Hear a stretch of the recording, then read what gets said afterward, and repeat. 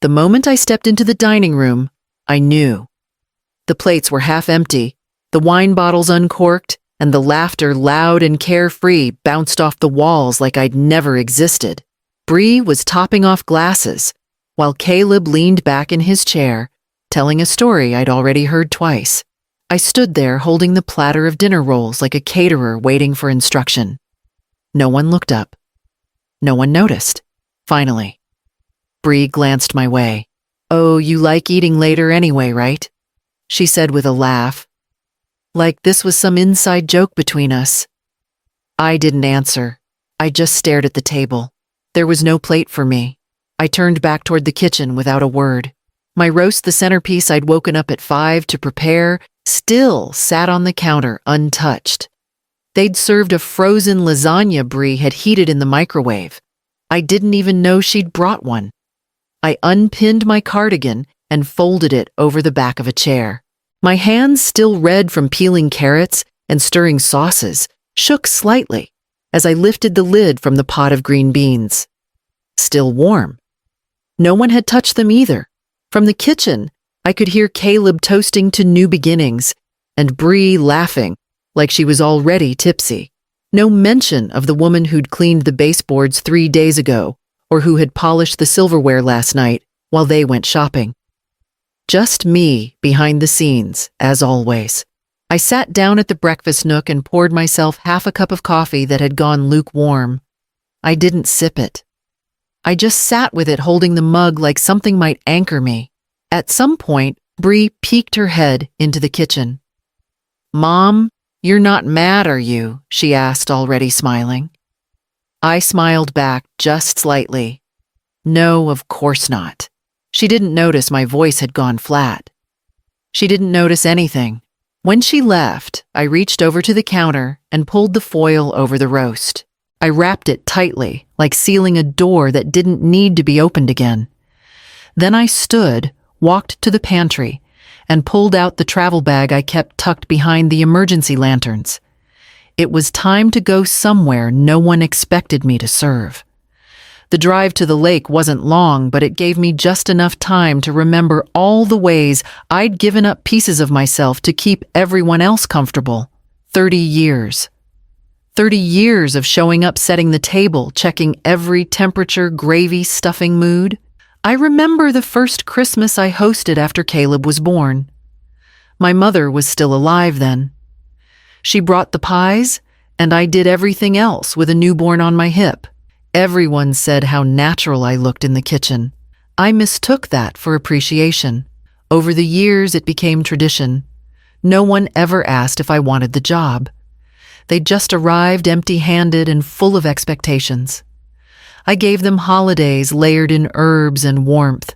I kept receipts, planned menus, around allergies, ordered special desserts, and still found time to refill wine glasses without being asked. I canceled a trip to Colorado the year Bree joined the family because she wanted to feel included. That meant I planned a second Thanksgiving around her schedule and dietary preferences while she sat on my couch and scrolled her phone. Caleb called her thoughtful. I said nothing. And when they got married, it wasn't the wedding that drained me. It was what came next. The call. The hesitation in Caleb's voice. "Just for a few months, Mom. Until we get ahead. You've got space." I said yes, then quietly sold the only piece of jewelry I had left from Paul, my wedding band, to help with Caleb's down payment. Bree didn't want a starter home. She wanted a white kitchen and a walk-in closet. I told myself it was a gift. But gifts usually come with gratitude, not assumptions. They moved in. Bree redecorated. Caleb set up his home office in the guest room. I was told it would only be until spring. It's now winter again. The second one. As I pull into the gravel drive of the inn, I park slowly and let the engine hum a moment longer. I don't turn it off right away. I just sit, staring at the glow of the front lobby through frosted windows, and think about how many holidays I filled with warmth no one returned. This time I'd packed only what I needed. The roast never made it to the table. I wrapped it tightly in foil more out of habit than hope. The sides followed green beans, mashed sweet potatoes. Parker House rolls I'd kneaded at sunrise. Everything still warm, everything untouched. I wiped the counter down in slow, even circles. I wasn't cleaning up a kitchen. I was closing a chapter. Bree's voice echoed faintly from the other room, too loud, too bright. I could hear her talking about next year's plans. Maybe we'll host again, she said. Caleb and I have it down now. I glanced at my phone almost on instinct. A notification lit up the screen. Bree tagged you in a post. The caption read, "Hosting Christmas is exhausting, but Caleb and I pulled it off. Grateful for family and good food. Not one mention of me. Not one picture showing the hours I'd spent cooking in the background. No thank you. No acknowledgement. Just another performance where I was the stagehand and they were the stars." I untagged myself and closed the app. Then I opened the hotel booking site. The inn at Lake Thurmond had one room left. Queen bed. Balcony view. Fireplace. I didn't hesitate. I entered my card details and pressed confirm. There was no grand announcement. I didn't slam cabinets or throw a fit.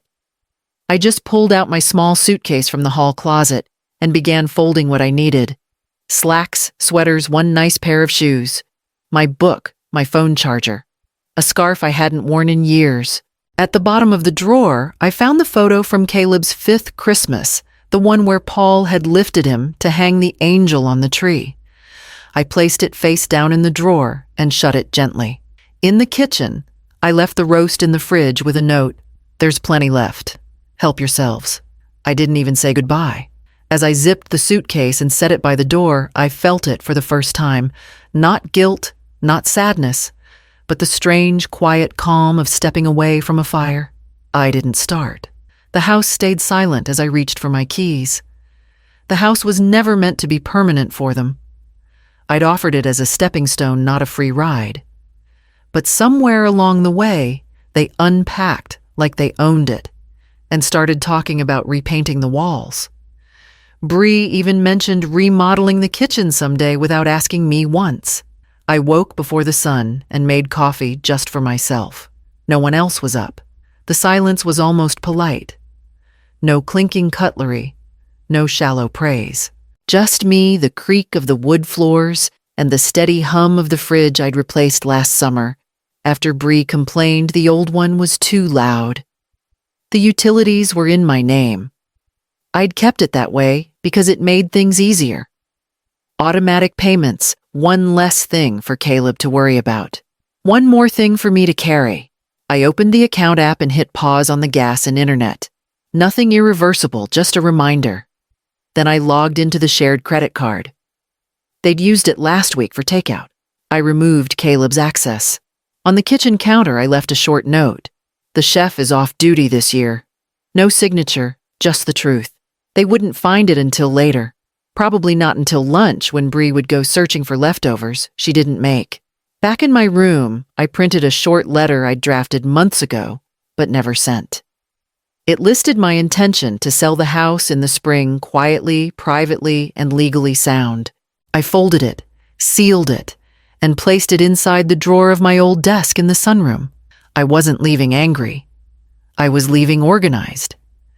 Before I left, I stood at the doorway one last time. I expected tears. I expected a wave of guilt. Instead, I felt something steady, like finally returning to myself. I clicked off the lights, locked the door behind me, and drove to the lake with the windows down, despite the cold. By the time I reached the inn, my phone had started buzzing.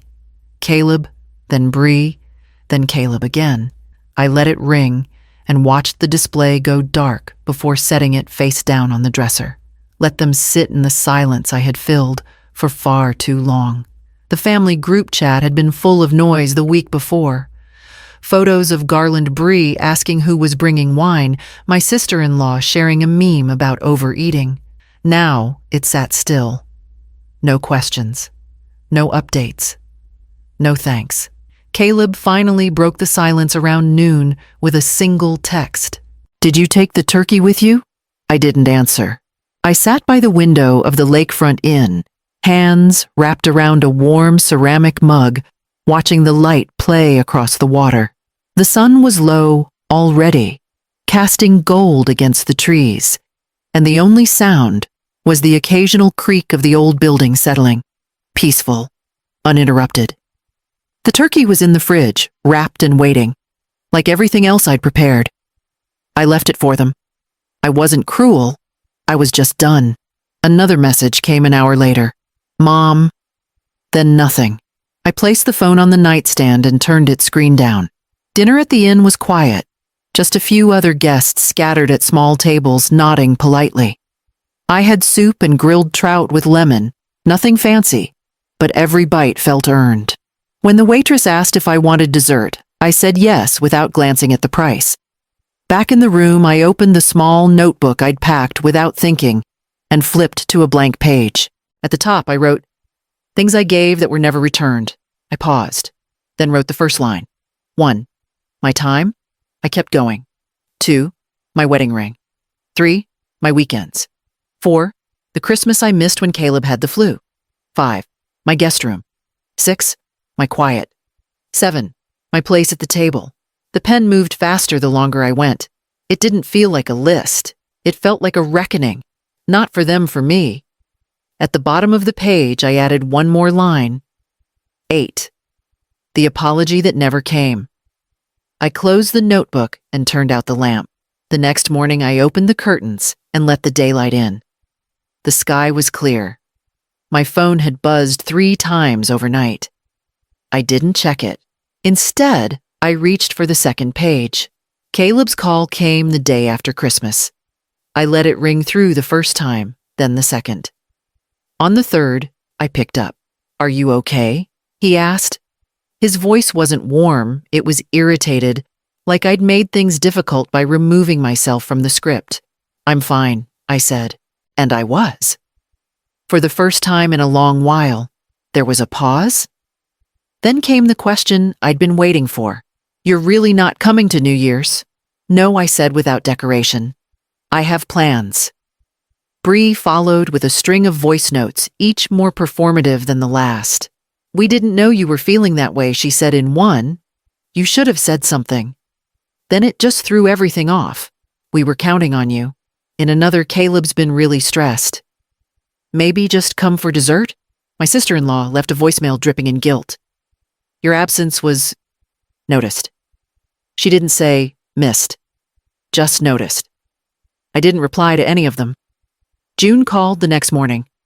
"We're doing a little community thing," she said. "Just a few of us, no speeches, no photos. Bring something you actually like to make." I hadn't baked my grandmother's pecan pie in years. It used to be a staple at Christmas before Bree decided she preferred something with sea salt and chocolate. I found the recipe in my old metal box, the handwriting faded, but familiar. I baked 2, one for the dinner and one for the inn staff. New Year's Eve was held in a repurposed church basement with folding chairs and mismatched tablecloths. No one asked me to carve anything. No one waited for me to serve before they started. And no one said a word when I poured a second glass of wine before dinner. We sat in a loose circle, laughing over things that didn't require explanation, letting stories drift without interruption. June nudged me mid-conversation and said, "You look lighter." I did feel lighter. Not young, not naive, but unburdened. I slipped my slice of pie onto a paper plate, found a seat near the window, and ate every bite before it got cold. That night, I slept without waking once. We met at the Sunbeam Cafe on a Tuesday morning. Caleb chose it neutral ground, public safe from raised voices. He was already at a table when I arrived, coat neatly folded beside him, fingers wrapped around a cup of black coffee he hadn't touched. "Thanks for coming," he said, offering a strained smile. I nodded, unzipping my coat, slowly giving myself a second to breathe before sitting across from him. He paused, looked past me, out the window. "You blindsided us. On Christmas. You always host." It felt cruel. Cruel. The word stuck. I reached into my tote and pulled out the folder I'd been carrying since New Year's. I placed it between us. Manila. Unlabeled. Simple. Caleb looked at it, then at me. "What is this?" "Go ahead," I said. Inside were photographs. Holiday after holiday. Caleb with his cousins, Bree with a glass of wine, the whole family gathered at tables I'd set. And in the background, always in the background, I appeared. Carrying platters, washing dishes, clearing plates. Never seated, never smiling. I added grocery receipts dating back years. Statements showing the mortgage payments I'd covered, the electric bills in my name, the Christmas bonuses spent on gifts they forgot to thank me for. He flipped through them slowly, the silence stretching. "I didn't disappear," I said, voice steady. "I was never allowed to show up." He looked up, his mouth slightly open. "You never said I wasn't supposed to." "That's the deal, right? Mothers don't complain. They just keep the gravy hot and the coffee full." "I didn't know it felt that way." "That's because you never asked." His face tightened. He looked like he wanted to argue, but he didn't. He just sat there flipping one more photo to find me in the corner again, blurred and cropped out. "You always seemed okay," he muttered. "I stopped being okay a long time ago, Caleb." I slid my coffee toward me and took a sip. It was lukewarm. "Mom?" he began, but I stood gently pushing the folder closer to him. "I have to get to work," I said. "Keep the folder. Maybe look at it before next Christmas." I left without waiting for him to finish his sentence. I listed the house without fanfare. One quiet meeting with a real estate agent, one signature, one lockbox on the door. Caleb didn't notice until the for sale sign appeared on the lawn. By then it was too late for a family vote. I didn't owe them a vote. I found a condo downtown, a 2-bedroom with big windows and creaky floors. The kitchen was smaller, but felt like mine. No one else's mugs in the cabinet. No extra toothbrush in the bathroom. No voices asking what's for dinner. The first night I slept there, I left the bedroom door open and didn't turn the TV on. The quiet was real, not resentful, just mine. By March, I was planning a dinner not out of duty, but because I wanted to. I invited June, her partner, a woman from the bookstore who always remembered my name, and my neighbor who'd once shoveled my sidewalk without being asked. 4 guests, 5, including me. No place cards, no centerpiece, just a Spotify playlist and a table I bought secondhand, still marked with faint water rings. I used the dishes I liked, green stoneware from a flea market in Asheville. Not fancy, but solid. I made mushroom risotto and a salad with pears and blue cheese. I didn't time the meal to the minute. I didn't wear heels. I didn't ask if anyone had food allergies. They all brought something. We ate late and stayed longer than expected. Someone spilled wine. No one apologized. When I got up to refill the coffee, June followed and said, "You've got something good here." I looked around the room at the open windows, the worn couch, the people laughing over shared stories. I didn't have to cook for. "I think I do," I said. I had no agenda, no roles assigned, just a room full of people who showed up because they wanted to, not because they needed me to make it happen. When the last guest left, I didn't clean the dishes right away. I sat at the table, warm mug in hand, and let the mess linger a while. It was proof I'd lived in the moment, finally. Caleb's birthday passed without a sound from me. No lemon cake, no handwritten card, no dinner he didn't have to plan. Just silence. I knew they noticed. 2 days later, the call came. His name lit up the screen while I was finishing my crossword and drinking a second cup of coffee. I let it ring twice before picking up. "You forgot my birthday," he said, skipping hello. "No," I said. I remembered. Another pause, then sharper. "So that's it." Nothing. I leaned back in the chair, the crossword still open in my lap. "You're 36, Caleb. You always make dinner." "I used to," I said, "but that wasn't a job description. It was a choice, and I've made a new one." He exhaled through his nose. You've changed. No, I said, calmly. I've just stopped proving my value through labor. The line went quiet. I could picture him pacing in their sleek white kitchen, trying to rewrite the rules mid-script. Bree called later that afternoon, left a long voicemail about how overwhelmed Caleb had been lately, how they'd expected a little support, especially now. He was crushed, she said. You've always been so dependable. That word again. I didn't call back, but when she tried again the next morning, I picked up halfway through her practiced tone. Bree, I said. You're not calling out of concern. You're calling because something you counted on disappeared. I just think it's sad, she said, voice catching. You're his mother. I am, I said. And that's exactly why I'm teaching him that love doesn't mean servitude.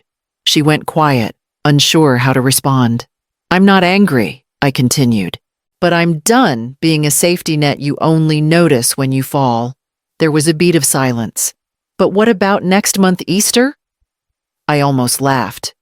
Bree, your emergencies are no longer my job. And with that, I ended the call. I turned my phone over and walked out onto the balcony, where the breeze carried no guilt, no expectations. Just the sound of birds and the hum of traffic in the distance. Inside, the oven beeped softly. Dinner for one was ready. Easter morning, the sun cut through the curtains just enough to warm the wood floor beneath my feet. I didn't rush. No turkey to baste. No centerpiece to fuss over. I brewed coffee slowly, letting the smell fill the quiet. By noon, the doorbell rang. June stood there with a basket of bread still warm from her oven. Behind her, my neighbor Cheryl carried a salad bowl wrapped in a towel, and along with them came Maria, a retired music teacher I'd met through the bookstore readings. No one asked what time we were eating. No one peeked into the kitchen. The table wasn't perfect. I'd forgotten to buy napkins, so we used paper towels. The wine glasses didn't match. I'd planned to serve at 2, but we ended up sitting closer to 3. No one complained. Not even a glance at a clock. The ham was slightly overdone, but the asparagus came out bright and crisp. I plated my own food first. Not out of defiance, just out of habit. I was relearning that I mattered too. We passed dishes by hand, shared seconds, and topped off wine like we were all allowed to relax. Cheryl told a story about her ex-husband's Easter disaster involving a flaming tablecloth. Maria offered to teach me how to play something simple on the piano she insisted I needed to own. June winked and said next year she'd host, but only if I brought that lemon tart again. When I stood to clear my plate, June placed a hand on my arm. We've got it, she said. I sat back down. I didn't hover by the sink, didn't organize leftovers into neat containers, didn't worry if anyone had enough. I leaned back, wine in hand, and let the conversation move around me like music I didn't have to conduct. For years, I'd built holidays that made everyone else feel at home, while I stood in the background, forgotten, but necessary. Now the table was set for me. I took another bite of tart enough to make me smile, and poured one more glass of wine without asking if it was okay.